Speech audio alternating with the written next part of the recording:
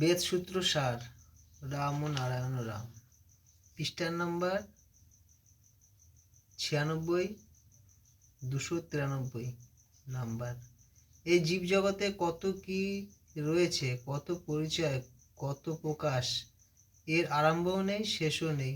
বিশাল আকাশের এটাই হলো বিশাল রূপ। তার সাজানো বাগানে চন্দ্র, সূর্য, গ্রহ, নক্ষত্র, কত কত, এরও শেষ পাওয়া যাচ্ছে না। সবাই একইভাবে একই অঙ্কের মাধ্যমেই যার যার কক্ষে থেকে যে যার কাজ করে চলেছে। কেউ কি বুঝতে পেরেছে এর আদি কোথায়, অন্ত কোথায়? একটি বৃহৎ বৃহৎ আকার নিয়ে মহাশূন্যের কক্ষে আছে। দেহের যন্ত্র শত শত, কত কিছু দিয়েই যেমন বাধা, এই মহাকাশও এমন একটি দেহ, এরও ঠিক যন্ত্রের মতন যে যার ভেতরে কাজ করে চলেছে। প্রত্যেকের সাথে প্রত্যেকের এক অপূর্ব যোগাযোগের সূত্রে বাধা ও গাথা।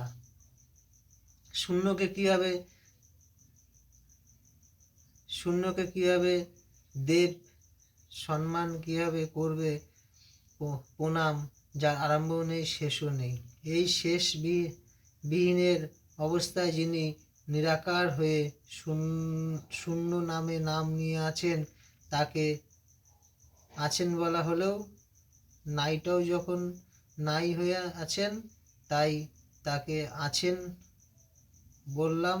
কারণ এই নিরাকার থেকেই যে আকার বার হয়ে আসছে, সেই আকাকে কেন্দ্র করে আমরা যেদিকেই তাকাই, যা কিছু দেখি, বুঝি, আকার বস্তুতেই ডুবে গেলেও প্রকৃতি প্রতি মুহূর্তে মুহূর্তে সেই নিরাকারের আভাসই পাওয়া যাচ্ছে।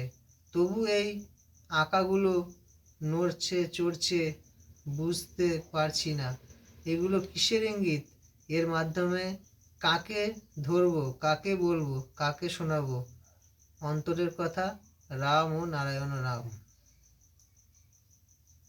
97 পৃষ্ঠা 294। যদি রাজনীতি করতে চাও, তার আগে নিজের মনকে ব্যাপক করো। সবাইকে আপন মনে করে এক আসনে আনার চেষ্টা করো। বিশ্ববোধ যতক্ষণ পর্যন্ত না জাগবে, ততক্ষণ পর্যন্ত রাজনীতি করার অধিকার জন্মায় না। তোমরা বহু দূরের যাত্রী, তোমাদের যাত্রা শেষ নেই। মহাশূন্যের সেই ফাঁকা থেকেই সৃষ্টি, ফাঁকাতেই স্থিতি, ফাঁকাতেই লয়। ফাঁকা যে চিরদিনই ফাঁকা, তাকে আবার কে সৃষ্টি করবে? তাই অসীম মহাকাশ, মহাশূন্য অনন্তকাল ধরে চলে আসছে, তার আদিও নেই, অন্তও নেই। সেই অনন্ত মহাকাশের আজও কেউ সীমা খুঁজে পায়নি। মুহূর্তে লক্ষ লক্ষ কোটি মাইল বেগে কোটি কোটি বছর যদি কেউ চলতে পারত, তবুও দেখতে পেতে যে সে প্রায় একই জায়গায় আছে।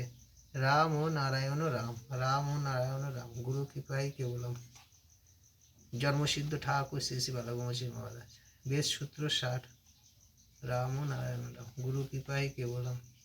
রাম ও নারায়ণ রাম।